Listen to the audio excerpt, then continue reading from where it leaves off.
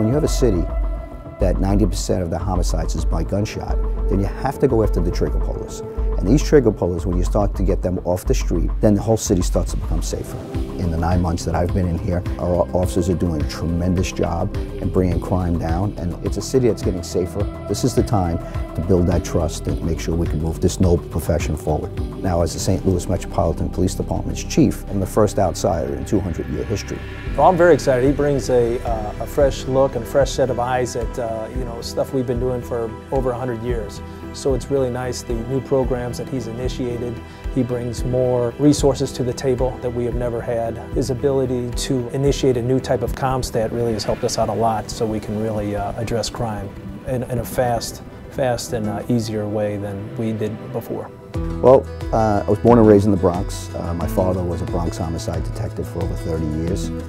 So I'm second-generation police officer. I came onto the NYPD at 20 years old, a few weeks after my 20th birthday, and before I knew it, I was walking the footpost in the South Bronx. Well, I think police in general is facing unique challenges. When people say things can't change for the better, it can. It can change for the better. Working with a community, working with elected officials, working with the faith-based community, work with civic associations, schools, hospitals, and the community itself and the community organizations, and especially officers because they're part of the community. Things can change. What you have to really do is make sure internally the department understands what the expectations are to go out and do it.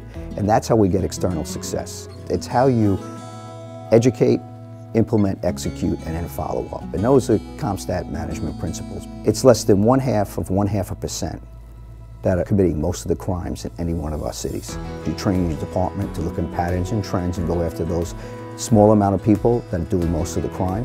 And then you can go to every community meeting and make sure you start to build that trust and being present, listening, and making sure that there's procedural justice, police legitimacy in what we do each and every day. And that's about respect, that's about listening, it's about being neutral. And when you do all these things and continue to try to do these things and get the officers out of the cars and directed patrols, you can make a difference in the city. And we're already starting to see that in a very short time.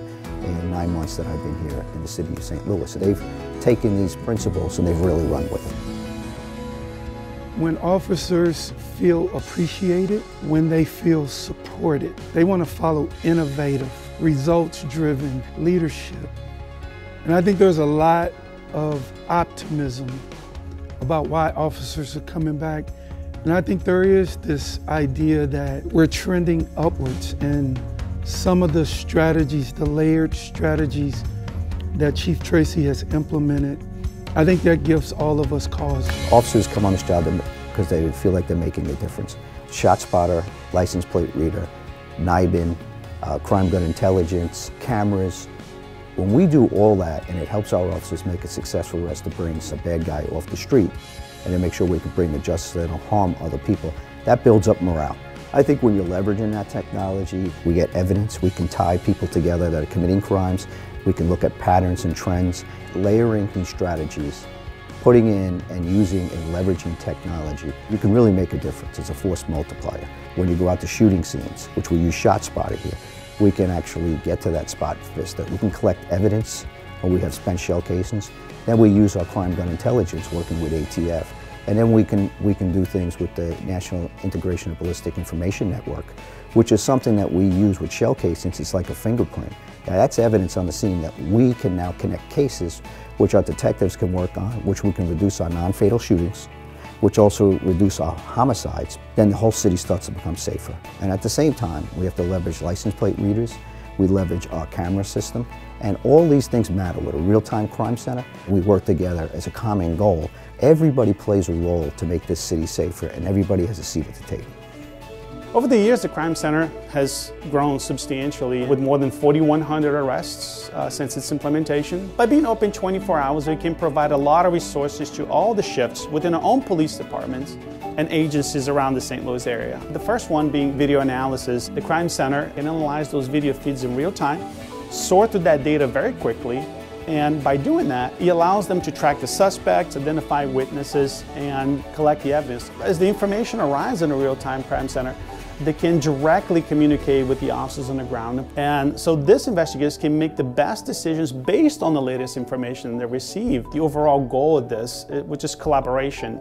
The Crime Center has truly become a regional asset, and the technology has really connected the different silos of information together. And we have this a direct channel of communications between all of us, and this truly has revolutionized the way we share information between the law enforcement agencies. The RTCC provides us with suspect as well as vehicle information. The detectives are able to right away get a timeline of when the suspects or vehicles enter the crime scene and also leave the crime scene. Technology is the #1 reason why the detectives are successful in solving cases. The pairing of cell phones with the shot spotter and also the RTCC cameras are very essential in solving any murders that we are looking at. In the first 9 months that we've been here, we're down almost 20% in murders, almost 40% from where we were 3 years ago.